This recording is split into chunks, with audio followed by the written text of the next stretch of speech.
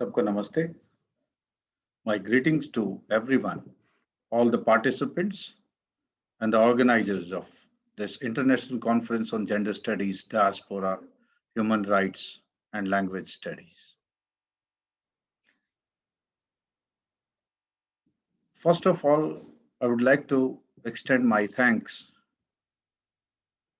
to Red Talks, IMRF, and Professor Ratnakar, who has always been taking pains sincerely and with utmost sincere attitude to bring the teaching and academic and research fraternity together to deliberate upon various issues across the disciplines.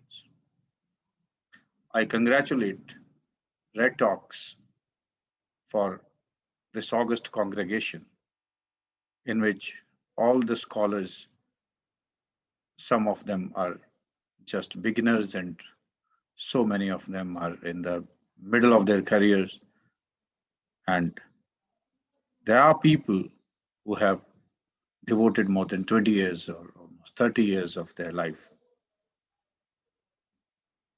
in the field of research, teaching, and academics.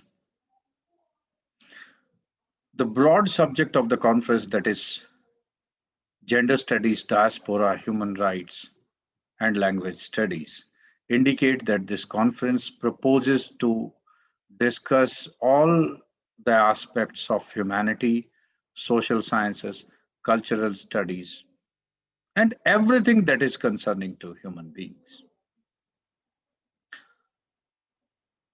When we talk of gender studies, it is not, in fact, formally a part of study because gender is everywhere. Because, in fact, a society is made up of men, women, and other identities, sexual identities, and gender identities who interact with each other, who live with each other. And there is supposed to be always, some kind of power equation sometimes when various identities are there. Unfortunately, this is also visible in our society, whether it is India or anywhere, any country of the world, that there has been some kind of apprehension of disparity between men and women, between men, women, and other genders or other gender identities. The other sub-theme, that is diaspora, it broadly talks about displacement. It broadly talks about shifts from one place to another place for any region, maybe sometimes out of helplessness. Most of the times it is for the greener pastures that people move around. There are times when people have to move around. Unfortunately, we just came across the moment, of course, brought by the pandemic, that is corona virus, that there was a huge displacement among the Pravasi. Pravasi means diaspora.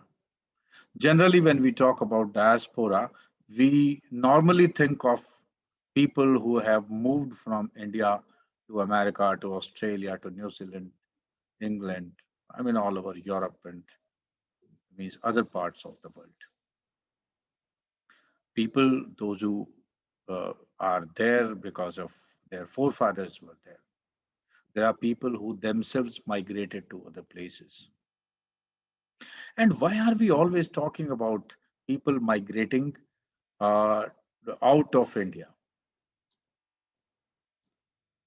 I'm thinking that if a person migrates from Bihar to Delhi, if a person migrates from Uttar Pradesh to Haryana, Uttar Pradesh to Punjab, from Haryana to Bengal or any other place, is it not diaspora? Does it not give the same feelings as if we move to America, say to New York from Delhi, or from any other part of India. Why Delhi only? Say from Cuttack, a person has moved to California.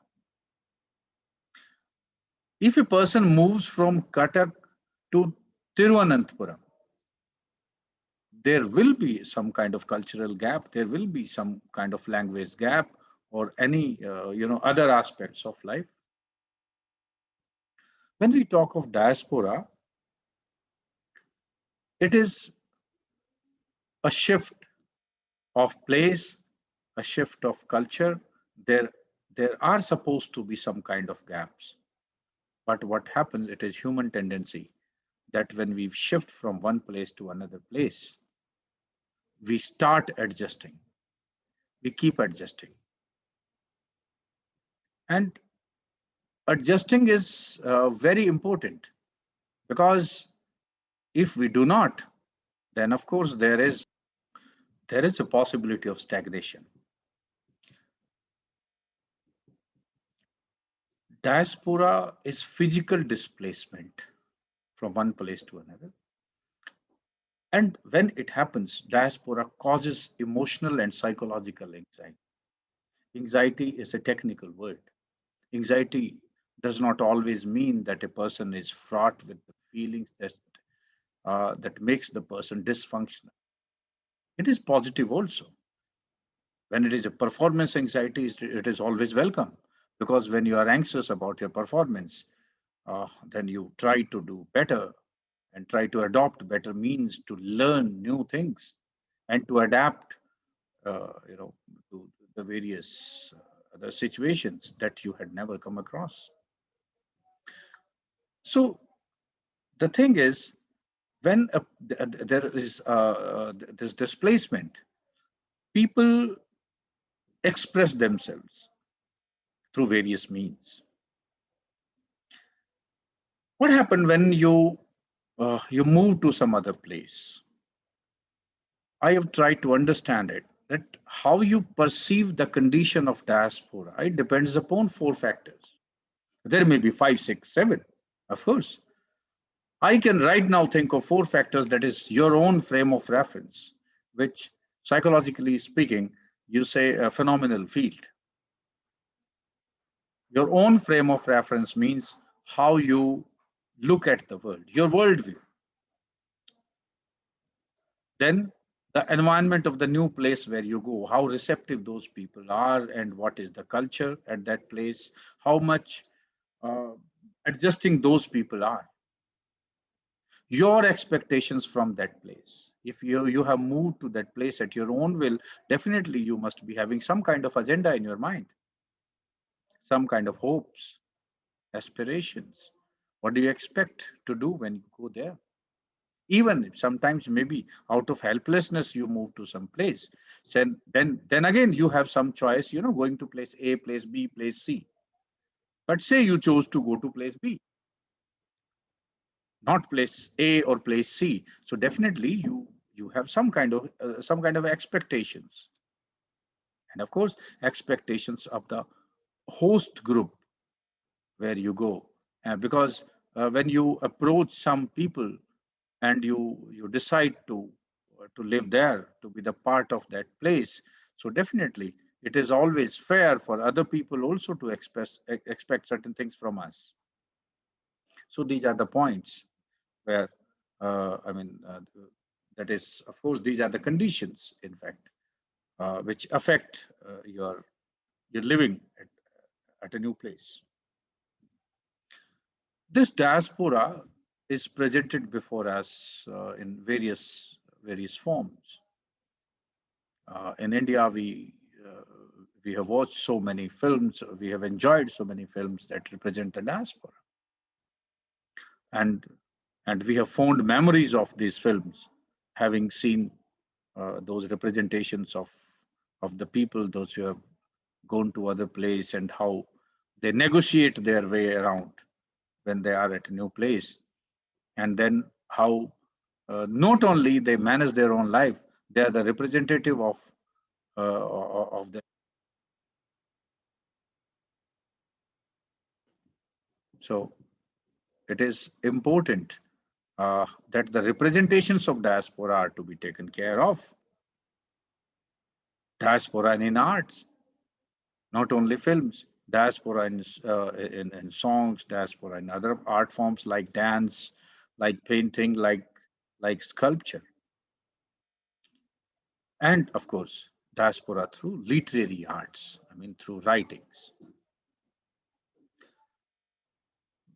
The next part of my talk, I would like to try to understand exactly when we approach a piece of work, piece of art, and whether it is a literary art or it is a sculpting art or it is painting or any kind of other art forms. When we approach a piece of art, how we interact with that piece of art,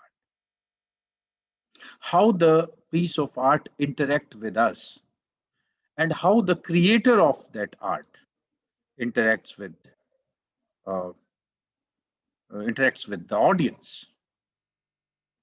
There are so many theories, and you must be aware of a lot of theoretical literature that is available to us.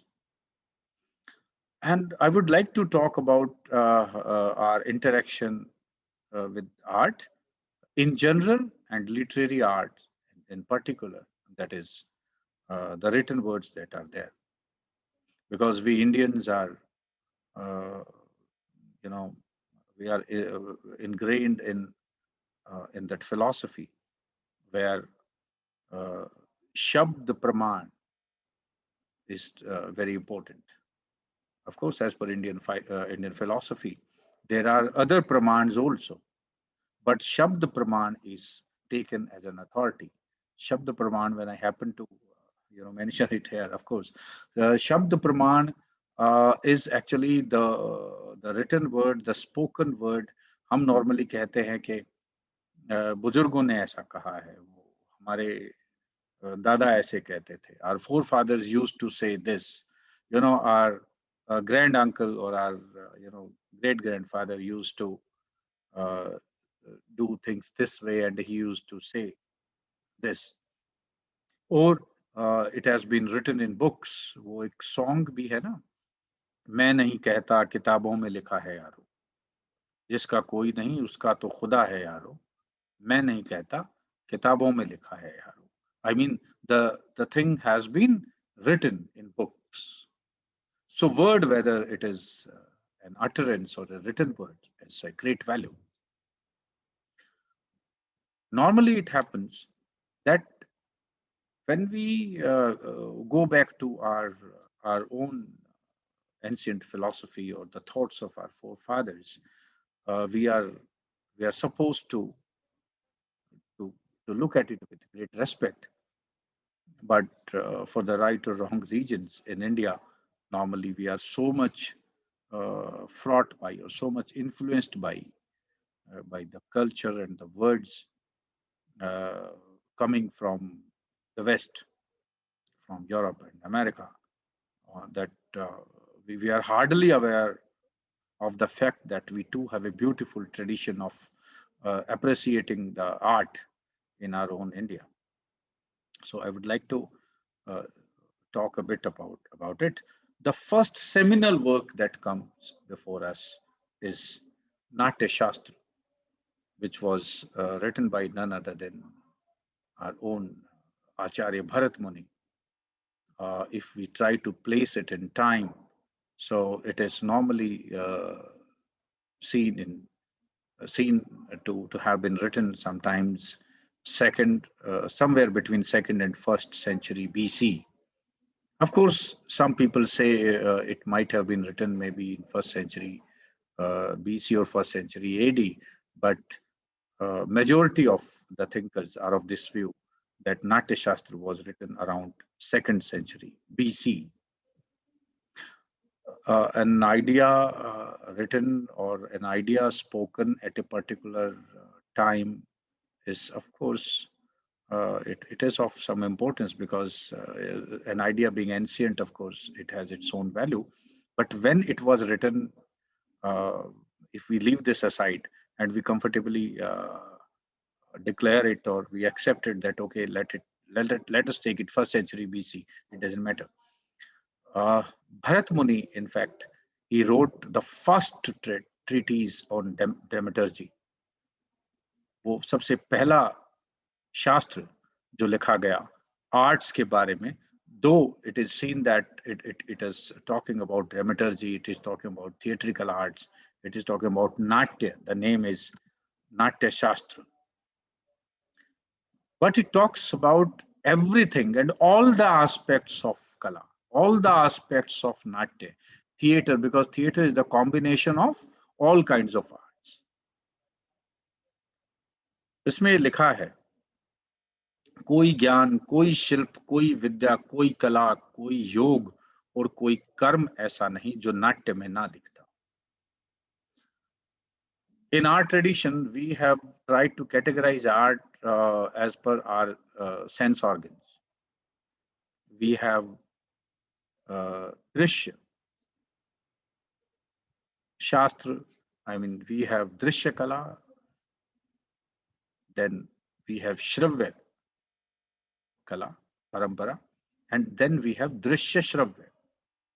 Drishya में सारी visual arts आ जाती हैं, all the visual arts come in the category of Drishya, and all the other arts, whether it is poetry, it is music, or it is music poetry, all the Gayan or ये सब चीजें, they come under Shravya. And it is the theater that is Drishya Shravya, and it includes all the skills, वो सभी शिल्पों को, all the skills, all the arts, sabhi kala, all the knowledge, that is vidya. Because if you write a literary text, if you write, if a playwright chooses to write the play, while writing a play, all the intellectual happenings, in his mind actually is exhibited on the paper, or on the page, or on the tadpatra, as it was written on the patra that time. तो वो सब चीजें नाट्य में हमें मिलती हैं. It is important to talk about the gist of this thing, because it has around 6,000 shlok, 37 chapters. It is unless one is a scholar of Sanskrit, it is very important. It was very difficult sometimes to reach by other people. So Dr. Manomohan Ghosh in 50s wrote an English translation of it, and after that this was made available to not only the scholars within India, even across the globe. The sutra which is written here, as you can see, that is Vibhav Anubhav Vyabhichari Sanyogad Rasnispatti.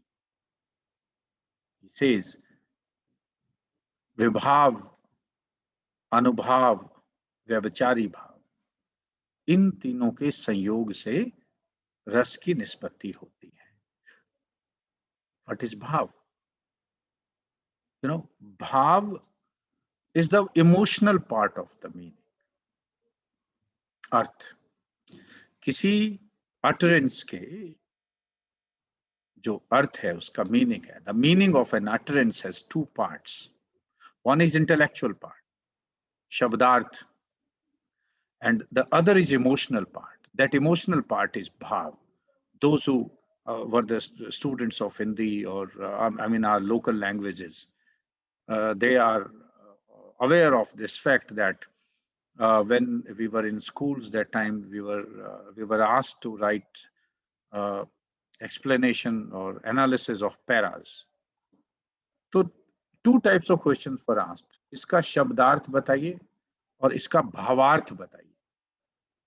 So bhavarth was very important, but it was slightly different from shabdarth, जो direct meaning से वो अलग होता है.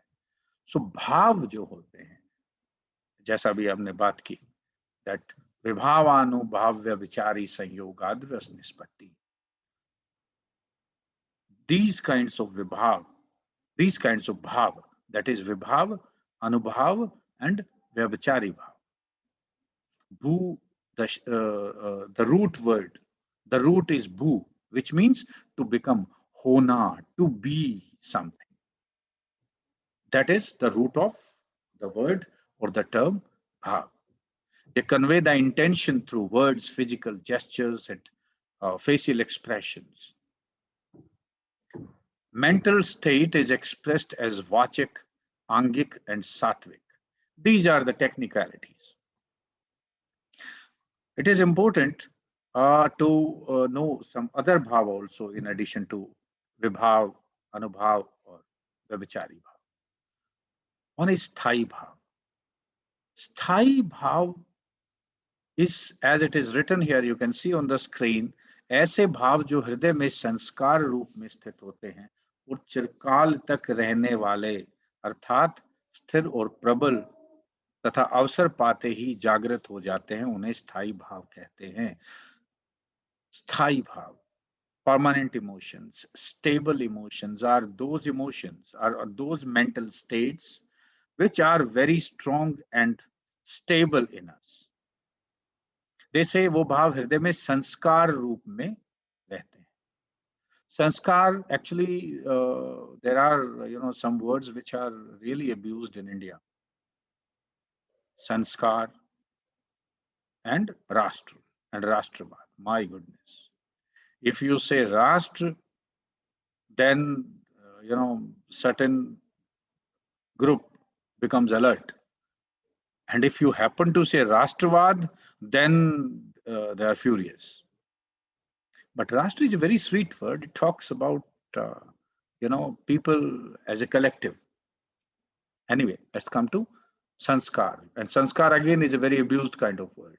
So many people understand it and laugh at it. It is almost, it is a term which is used to mock at somebody. Do you remember that serial Bhabhi Chhat Pe Hai or something? Bhabhi Ji Ghar Pe Hai. Aisa kuch. There is a comic serial, a funny serial, in which there is a teacher, school teacher, Master Ji, who is always mocked at. Because he talks about sanskar, koi sanskar hai ki nahi, and then people laugh at it.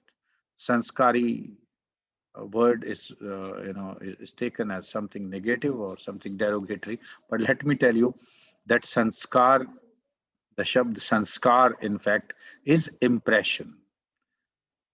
किसी भी चीज का जो effect रह जाता है, the effect of something or the impression of something is sanskar. So these are those impressions or those permanent effects which are there in our heart, right?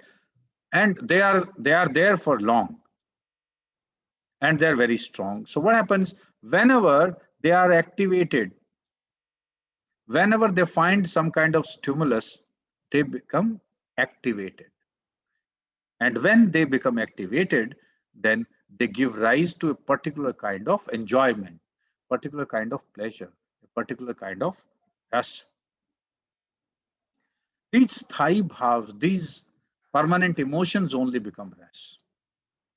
And what are ras? Rasas are sentiments. As I told you, that bhava, a bhava is emotional state or the state of mind or mental state. A ras is a corresponding sentiment, which are realized by the activation of the corresponding sthai bhava, that is consistent emotion. Sthai bhava remain constant in heart. They are not changing. There are 8 sthai bhavas as propounded by Acharya Bharat Muni, but 9th sthai bhava was added later, that is corresponding to Shantaras. And I have tried to give some some details of the rasa. Sthai bhavas are permanent dispositions which get activated with a suitable stimulus. Disposition is sanskar, as I was telling you earlier. So this rising of this aesthetic pleasure has been theorized by Acharya Bharat. This is ras siddhant,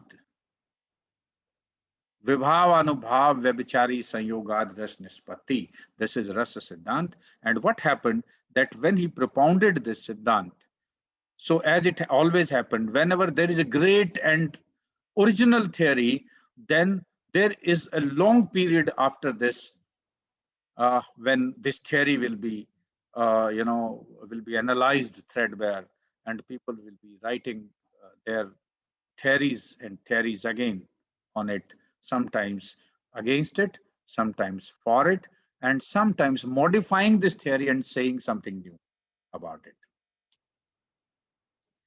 When we say Vibhav, Vibhav means actually Vibhav, these are the causes, वो कारक होते हैं. These are the determinants, in fact, which arouse the emotions of people. That can be a person. I mean, it can be hero or heroine, uh, which is a hero or heroine, that is Vibhav, and then there are Uddipan Vibhav.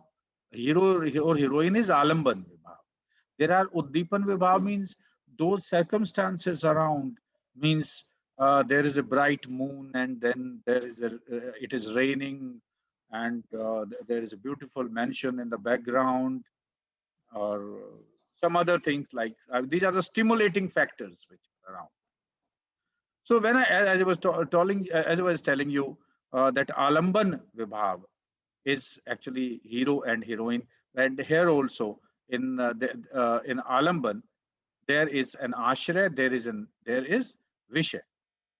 Ashray means that person in whom actually that emotions are aroused, and vishay is the person because of whom the emotions are aroused. For example, a heroine is dancing beautifully clad, having some kind of flowers in mouth, and it is raining, and she is making various gestures, and there's a hero who is placing hand on his heart and is gasping for breath. So I mean, he is affected by that. So there will be the relation of ashraya and vishay. Hero is ashraya and heroine is the vishay of this. Then there are Anubhav. Anubhav, in fact, these are psychophysical manifestations. These are the body movements. In fact, Anubhav, actually, these are as I told you, not only body movements which are voluntarily done. There are other expressions which happen involuntarily also. They happen all by themselves when a person concentrates on a particular thing. For example, perspiration. You can't perspirate at your will. That you're just standing and okay, you wish, okay, let me perspirate. So sweating will not happen. Then tears, aankhon mein pani aata hai. Though people apply glycerine and do, that is a different thing. But you can't have tears. Just you're standing and you at a sweet moment you feel that okay, let there be tears in my eyes. It will not come. So such things are sattvic bhav, where these are the involuntary things that happen in you. So there is a long tradition of aesthetics, or Saundarya Shastra as we call it, which is there in front of us. That after that Rasa Siddhant was propounded and other theory was given by Acharya Bharat Muni, there were so many other theorists which came after that, mainly 6th century onwards. But it is very interesting to see that after Bharat Muni's theory, there was almost 500 to 600 years long hiatus in which we do not get any trace of any significant theory. But that does not mean that nothing happened during that time. Only thing is we did not get any traces of that theoretical thing that happened during that time. Nothing survives of that time, but it was only in 6th century onwards. Then, of course, there was a long period of of philosophical thinking. There was a long period of theoretical thinking after Bhama, Dandi, and then there were a lot many other people who were other acharyas. All these were acharyas. Uh, these were theorists. These were thinkers who gave their own theories, who gave their own explanations of others' theories, or refuted other theories and tried to give their own theories. It was Bhama, it was Dandi, and after that it was Bhatt Lolat, it was after that Acharya Shri Shankuk, and then there was Acharya Bhatt Nayak, there was Acharya Anandavardhan, uh, Acharya Abhinav Gupt, Acharya Mammat, and then there was Acharya Vishwanath, there was Acharya Jagannath. So there was a long tradition of theoretical discussion. And it was Acharya Jagannath, uh, around 17th century. After that, unfortunately, we do not get, uh, any significant and original work in theory.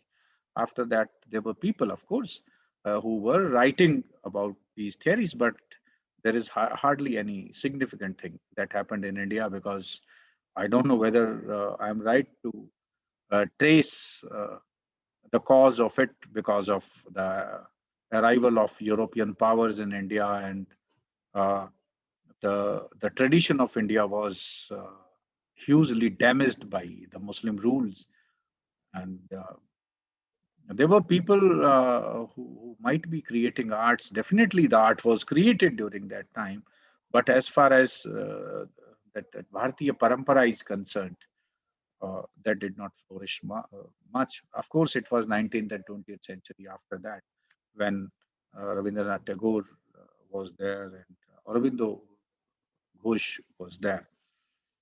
So these were the people. But one thing is for sure, that in India we had this tradition of Shabd, and uh, this is a very old tradition as compared to European theory. But that does not mean that we discount European theory. Normally, Indian aesthetics and Western aesthetics. Of course, there was Mesopotamian Indian aesthetics and Far East theory also, but it's not possible to talk about so many theories together in a very small time. Uh, okay, as we were talking about uh, this ras nishpatti, or the realization of ras, it means rasas are created, kindled, infused, realized, whatever you call it. Why I'm using so many words? Created, produced, kindled, realized. Why? Because after Acharya Bharat Muni, there were so many other acharyas, mainly when you talk about Acharya Bhatt Lolat and Acharya Sri Shankuk, and then the other acharyas, Bhatt Nayak, and of course Abhinav Gupta, these acharyas, in fact, they analyzed it threadbare. Whether ras was produced, it was induced, it was realized, and where it was produced. Ras was produced in the writer of the text, or creator of the art, or ras was produced uh, in the audience, or in the viewer who visualized that art in his own mind and reimagine that art in his own mind.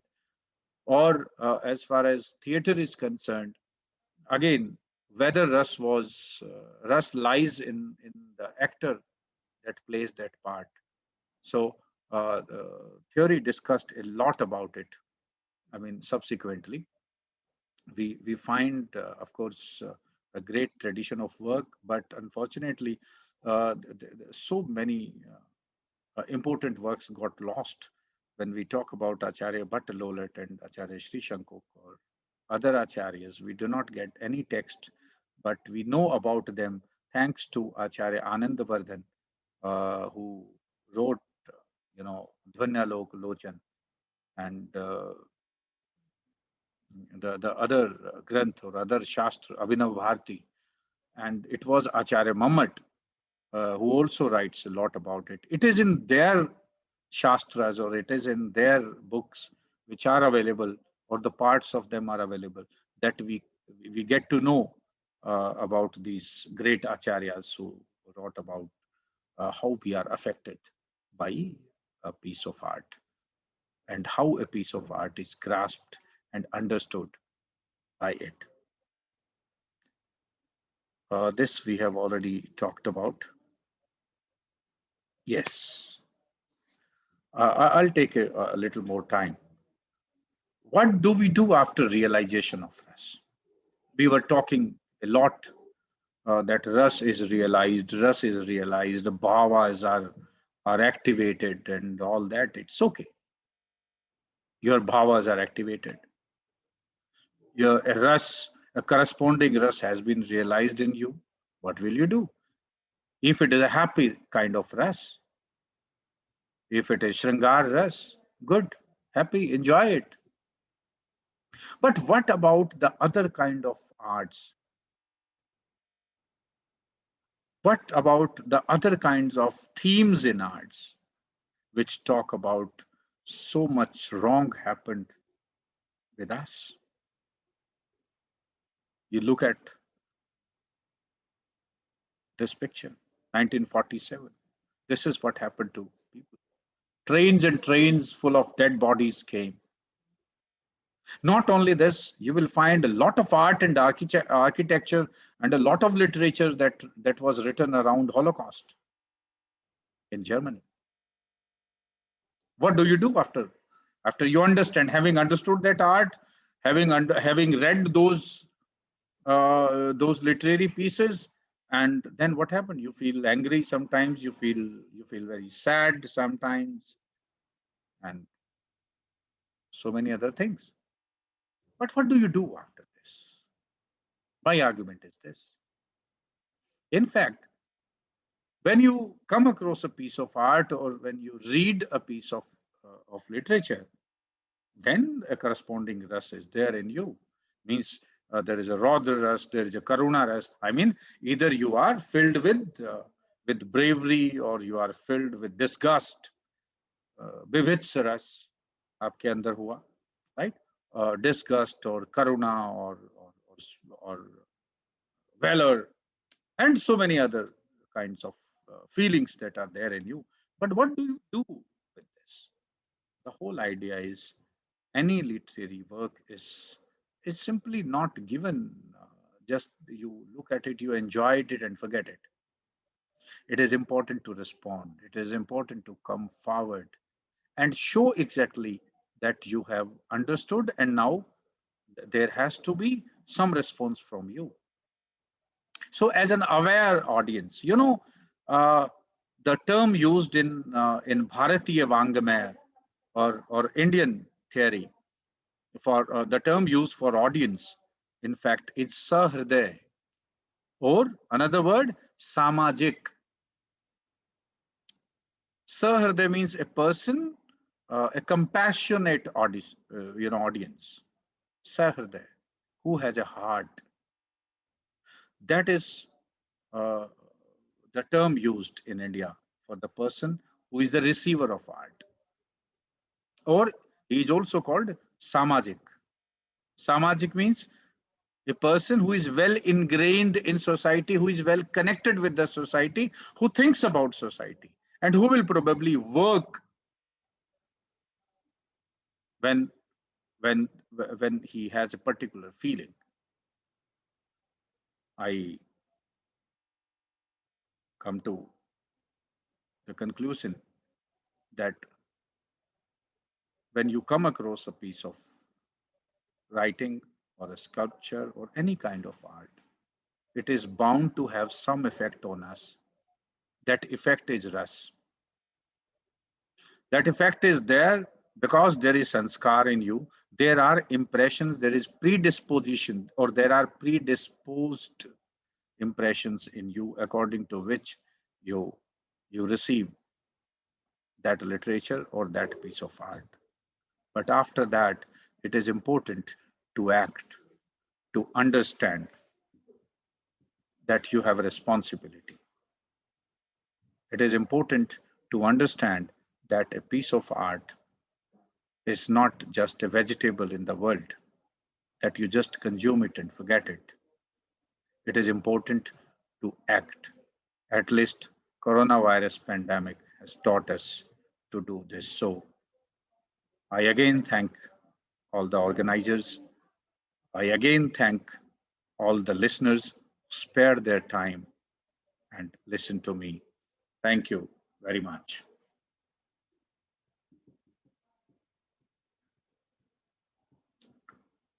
Thank you so much.